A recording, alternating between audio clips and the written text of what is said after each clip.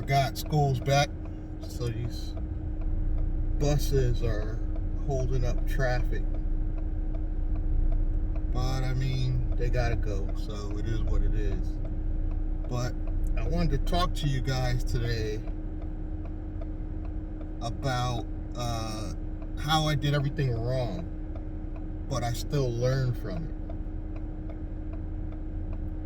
I mean, I did absolutely everything wrong,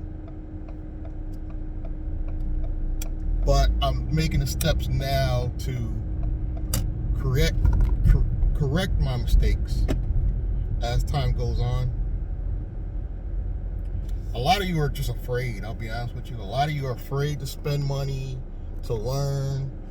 You're afraid what happens if I lose my money. It's not the end of the world, guys. I survived. Not telling everybody they should spend as much as me, but you're gonna have to spend something to get education. Although there is free education out there, to get the better stuff, you gotta pay at some point. That's just my opinion. But what I like to do is save people money in the beginning. On this journey, there should be free ways to start making money, and then eventually we scale up and we spend money to learn more.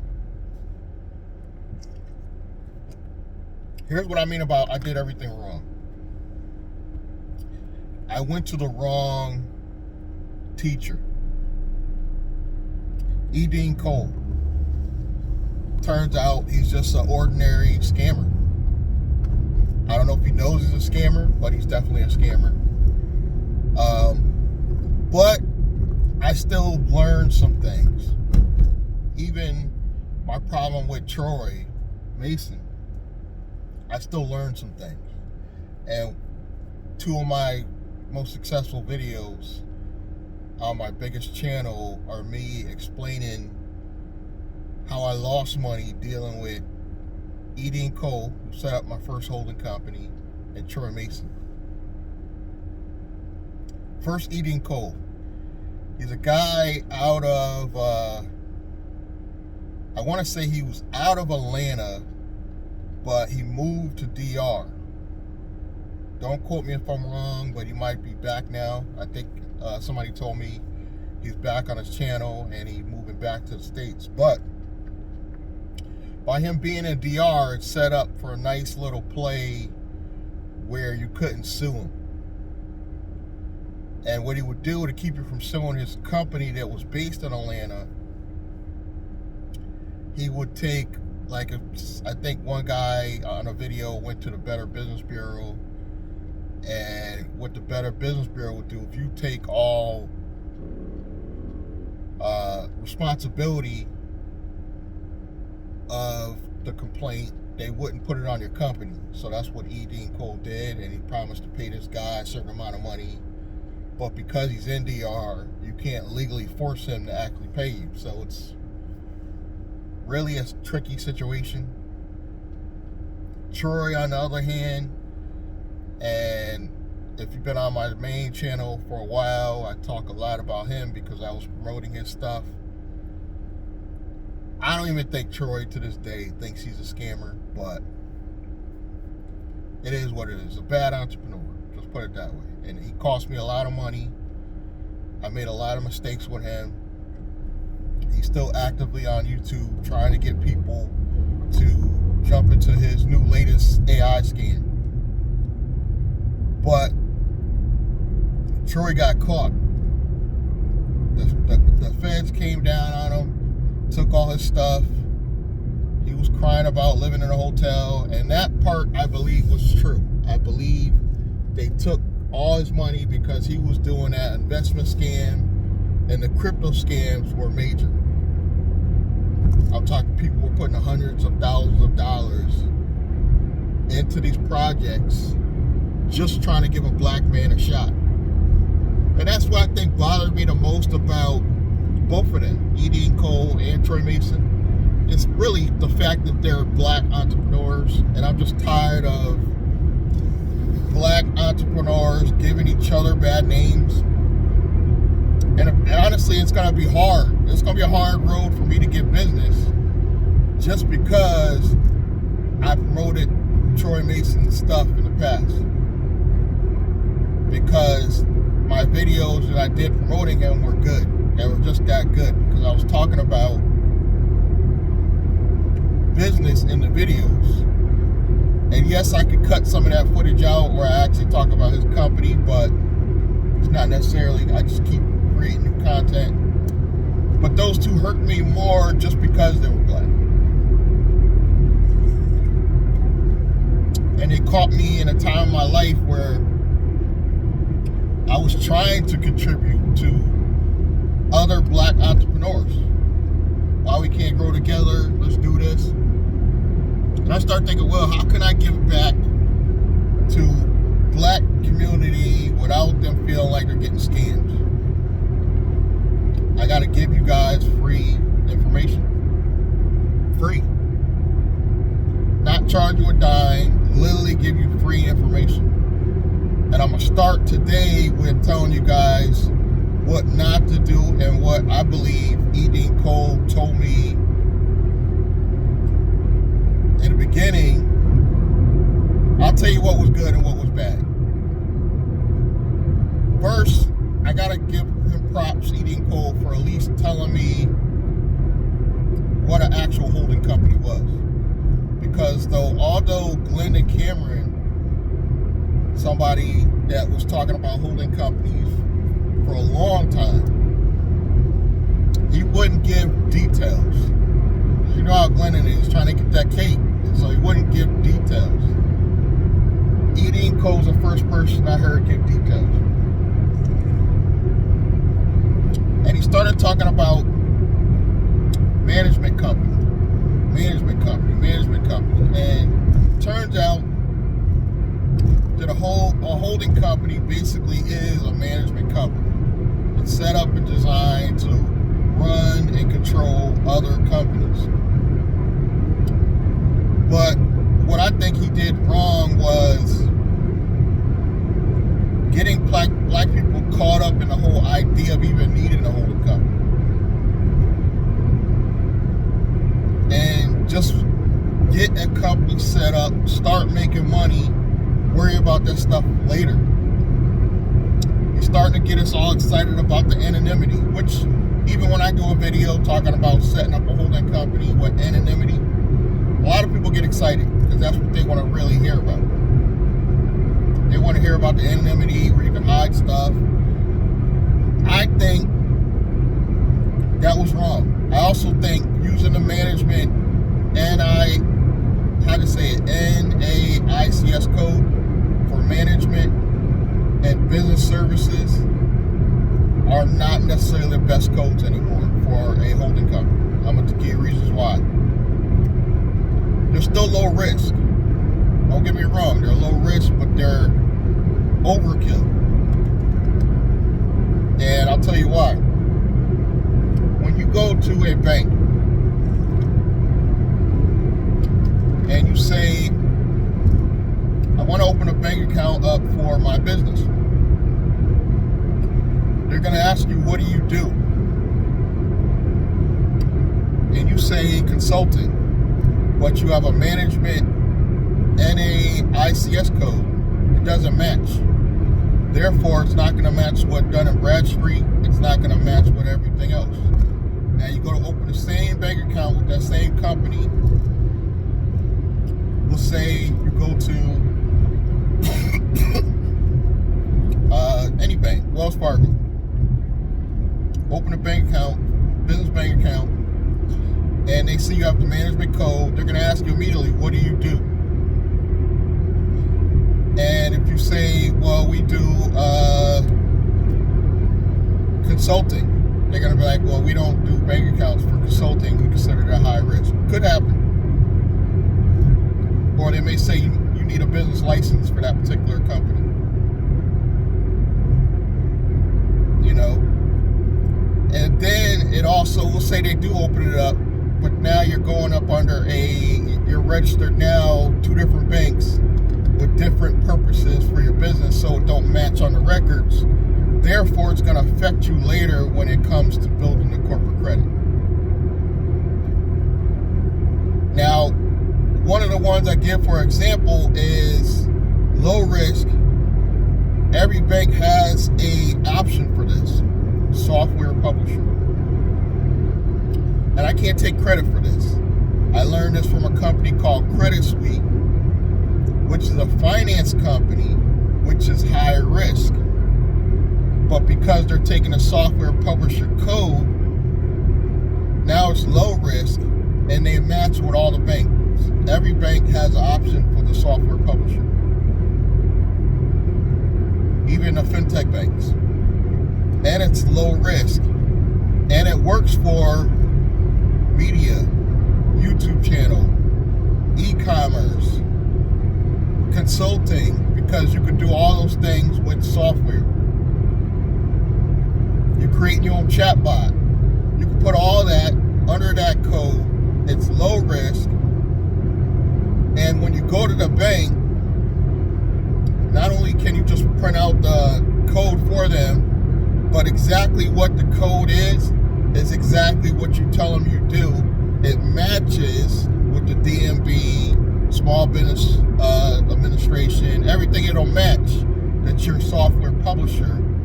But you could put subcategories. So let's say you're going for a grant. You're going to state your code, software publisher, but you could say you do media, marketing, consulting as your subcategories. You see how everything keeps in order? That makes it easier for the banks to want to give you, and because it's so low risk, it's going to make it easier for you to get more in corporate credit later. I'm still not saying you can't use, a lot of the companies use business services because they don't want to do just one thing. And I get that, but it only hurts them later when it comes to that process of the business credit, because you're all over the place at what you actually do because you picked a code that doesn't match what you actually do. I've even seen software companies under business services code because they want to be under that umbrella where they do different things. I would have picked the software publisher code, still do different things under a subcategory, but you keep that low risk code. And business services is a low risk code. Don't get me wrong, management is still low risk code. But in my case, I went to, this is why I did everything wrong. I went to Navy Federal, where I got my holding company account. I gave them the code, told them what I do. They were confused by the management company. They were saying that I need a license to be considered a management company. So I gave them the software publisher. I said I'm a software publisher. So even though I'm a management code with Navy Federal, I'm listed as software publisher because it's low risk.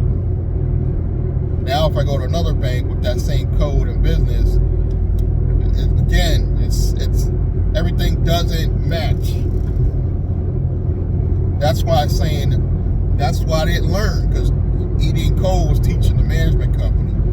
Now, Eating Code was teaching the anonymity, which is another thing.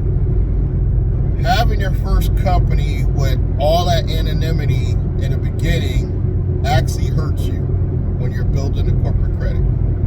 Because you're building a business you're trying to hide, but in the beginning you need to build business credit. See my point? You don't want the anonymity. Put it in your state, register in your state, give it a low risk code, so you're not likely to get sued anyway. Literally, if you could just have a YouTube channel, you could take the software publisher code, just show them your website, that goes under software, and you have your YouTube channel is really what's going to build your business for your marketing. Even if you're consulting, I would still take this code. Even if you're a marketing company, I would still take this code, and I'll list the code in the description box below if you guys want to see it. Because I know a lot of people are interested in that. So I'll list the code. And I'll list the management code even. If you want to see those. Management and the business services code, if I remember. And I'll also link the 2 videos where tire pressure light, of course. How convenient. I'm sitting there trudging along comfortably, and randomly my tire pressure light comes on. But this is the code I would take. Lower risk than the management code. I think it's a better code. Another thing Eating Code didn't tell me, or did tell me, keep the anonymity is not necessary. He was trying to put everybody in Wyoming. Not needed, not necessary. What else? The business name, he didn't really put too much insight in that, other than he did say, and this is true, make it generic. Don't try to make it your name. Don't try to make it anything specific. Keep it your name. I'm going to try to get off in Waterbury just so I can put air in this tire. But I got distracted. But where was I? Oh, the business name. He didn't really go too much into that other than make it generic, which is true. Another thing he did wrong, he wasn't too specific about the business address, but he manufactured a company for the business address, which was shady, but it worked. So you do got to have a business address before you set up your LLC. This is something a lot of people don't teach. Have the business address set up before you apply for your LLC. Have the business address, business phone number, and your website address. You don't even have to have the website built. Just have the website address with the email to match. Meaning info at your website, your real website. Have that match.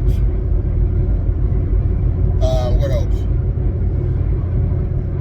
Have that before you apply for the LLC, because when you go apply for the LLC, they're going to ask for that stuff. And it's got to be a real business address. It can't be mailbox, etc. It's got to be like a Regis or a place that's really set up for real corporate addresses. That's a must. No longer does, it used to be called, mailboxes, etc. Now it's the UPS stores. They don't work. Those work, I guess, if you got like personal mail. They'll let you set up a business box there. What I'm saying is they don't register as a real business address. Your business phone number, the places they have for these 800 numbers are actually getting really professional now. Meaning you could set one of these up, link it to your cell phone, and when people call you, or no, when you call them from your cell phone, it actually shows up like you're calling from your 800 number at your office. They're getting that good. That's a plus. What else? Business address, phone number, email to match your website. You gotta have some type of website set up. It doesn't have to look all that special. A lot of people think it has to look special. No. It could literally be just something representing, just talking a little bit about you and the company. It could be a page. It really could be. It doesn't have to be like all elaborate like people think. But have your email match it. And use Google so you can actually go read the emails. The Google voice numbers, they do not work as real business numbers. That could be your backup number. But I would just have a business cell phone number for your number if you want to like give a personal client, one of your main clients, your number. I still would give the 1-800 number because, like I said, they're set up now that you could actually have them call the 1-800 number and it goes to your cell phone. So I see no point at all in giving anybody a number outside of that new 1-800 number. I'm guilty of that. I didn't use one of the better companies. I gave out my home address for a lot of LLCs in the past. I gave out my cell number for a lot of email addresses. I'm making the mistakes for you guys, if that makes sense. I'm trying to stop you guys from making the same mistakes and wasting money and time. Do all this from the beginning, from jump. I promise you, you'll be excited. Now I talk about what kind of money they're going to want to see. The bank's going to want to see on average $4 to $5 grand a month going in, even if it's going back out, going into the bank. That's going to look good. And if you could, keep 1,000 of it in. Meaning if you're making $5 grand a month, at least keep $1,000 in there all the time. You know, even though you're making money and you're spending it back out. Keep something in there. Another mistake I didn't make. I made in the past. But how do you make the $4 to $5 grand to put it in your bank account by any means necessary, other than just putting in cash? That no longer works. We just put cash in. They don't want to see cash. They want to see electronic money. So how are some ways you can get electronic money to go in? Cash App, Venmo, PayPal. Set all these up for your business. Don't take cash from nobody and have it go to one of these and then send it to your business account. You know? Then if you did want somebody to like, oh yeah, they want to help you out, don't take the cash. Have them send it to your Cash App. From Cash App, you send it to your bank. You see what I'm saying? They want to see wired money in. You know, the days of banks wanting cash is just a thing of the past. Do you put cash in still? Yes, of course. You can still put cash in. That's your main, what I call anchor bank, which is your actual, one of the big three, Chase, Bank of America, or Wells Fargo. Have one anchor bank to put cash in. But you can have like these fintech banks, and you want to have at least one credit union. I would have all three. I'm telling you now, I want all three. I want to have a Cash App, not a Cash App. I'm talking about you want to have all three. You want to have your anchor bank, your credit union, and your fintech bank, all for the same company. And then have everything else. Electronics is another mistake I didn't have. I didn't have everything set up. I still don't. Set everything up that you could take cash with. Even PayPal. I don't even like PayPal, and I have a PayPal. Venmo, you know, the ones with the phone, Apple Pay, Samsung Pay, everything. Everything that takes cash, I would pretty much do. You know, it's only going to help you in the past. I mean, in the future. Other than that, guys, I'm just going to keep putting out content, giving you more of the journey, not just in stories, but setup, business structure, business setup. And we're just going to keep putting out free game for you guys, just so you can get something out of this channel, so you don't feel like, oh, why is nobody like not helping us get started? PayHip. I use PayHip for my courses, so I don't have to pay Kajabi $150 a month. Does the same thing. PayHip. I got a link below. So I'm at this place. Let me put some air in this tire. Oh, subscribe. Help support the channel. Subscribe. like, comment, and I'm going to see you guys in the next one. Thank you.